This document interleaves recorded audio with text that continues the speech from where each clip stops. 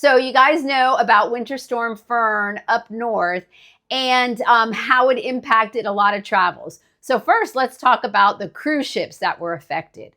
Odyssey of the Seas. Odyssey of the Seas was delayed returning to Cape Liberty, New Jersey. However, Harmony of the Seas sped up her return to the port of Galveston. Now, because they arrived a day early in Galveston, no one was required to disembark the ship.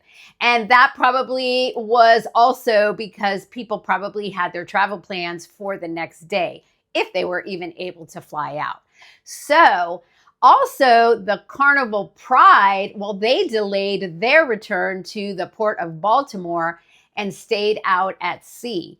Now, MSC Meraviglia was already in at the Brooklyn terminal and was scheduled to leave on time, even though parts of New York were expecting 12 inches of snow. Has this ever happened to you? Have you got it stuck to you by Mother Nature? Well, we've talked about it before, and sometimes there are some unforeseen circumstances. So I actually was impacted by Winter Storm Fern because I was not on a cruise, as you all think I am always on a cruise, but I was in upstate New York. And it was a total bummer because we had to cut our family time short by half a day. Now, when they knew the storm was coming, we were advised by our airline that we should probably change our flight to a morning flight. So instead of flying out at 4:30, we flew out about 6:25 a.m. And, you know, it was probably the wiser thing to do because one, we didn't have to wait and see if the airplane was going to make it in. It was already there, parked overnight. So that's one plus.